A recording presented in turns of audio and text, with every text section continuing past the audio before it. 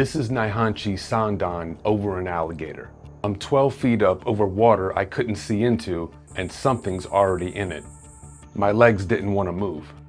But this video really isn't about the alligator. It's about what happens to your technique and your body when the ground under you isn't safe. 3 environments, the same kata. Let's find out where I break down. There's 2 more tests before we get there. A mountaintop and a skate ramp. Then we'll go back to him. This is Shorin Ryu Karate's Naihanchi Sandan Kata, the Matsumura version. There's no kicks, almost no stepping. It's pure lateral movement out of a Sanchin-based stance, side to side, over and over, which makes it the perfect test for what I'm about to do. The first test, open ground. It's beautiful here, and that's part of the problem. Behind me, this drops fast. But here's the thing.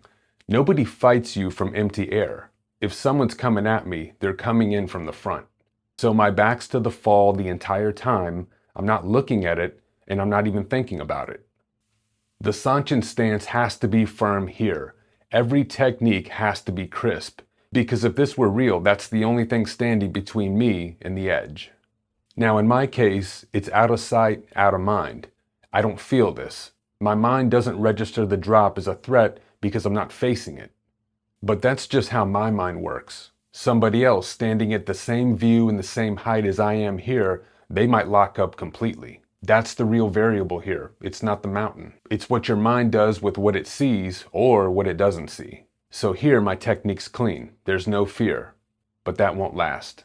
That was the mountaintop. Coming up is my encounter with the alligator. But first we hit the skateboard park to deal with balancing on a 5-inch edge.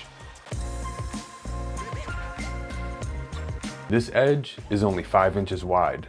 This is a different problem than the mountaintop. There's no height, but rather it's the footing that becomes the problem. Look at my feet. My heel's off the back, my toes are off the front. There's no way to grip the edge the way the Sanchin stance requires. Now here's what's strange. I felt safe up here. If I fall off this, the worst case, I hit the concrete and on my feet. That's uncomfortable, but it's not like falling off a mountaintop. So my hands are still moving fast and my strikes still look clean. But it's not real Sanchin. Sanchin's power comes from the ground up. Toe and heel both rooted, gripping the ground. If you take that away, then the stance only looks right. It doesn't function the way it's designed. If I threw this strike into something solid, a real target with real resistance and weight behind it, I wouldn't drive through it. I'd push myself backwards right off the edge. So yeah, I held my balance, but the power behind it didn't hold. And I wouldn't have known that unless I actually tested it here. That was balancing on a skate ramp, but now comes the day of revelation. I'm taking a drive into Wadsworth Park in North Florida.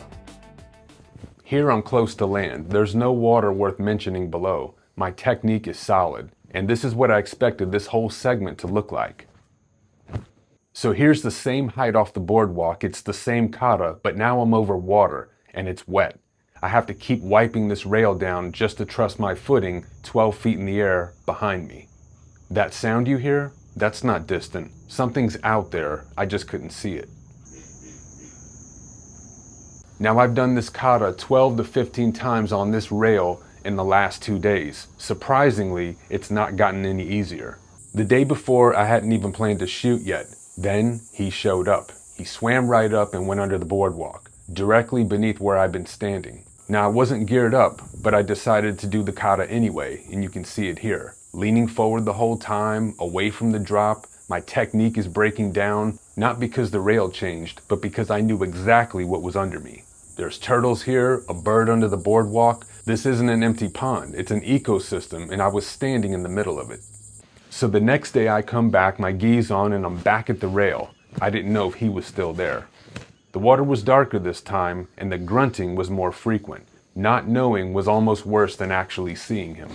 This isn't a small animal. Florida's own attack records show that the smallest gator involved in a fatal encounter was right around his size. So if I went backward off that rail, the best case, he gets startled and he swims off. The middle case, he freezes up. I climb back up out of the water. Worst case, I'm in the water with him, he attacks. Here's what I actually want you to take away from this. This isn't about learning how to fight off an alligator on top of a rail. It's about this. technique you've drilled in 1,000 times, that you can perform cleanly in a dojo. It can completely fall apart under a mental load that you didn't train for. It's not because your skill disappeared. It's because fear takes up space that your technique needs. Pressure doesn't erase your skill, but it does block your access to it. So what's the solution?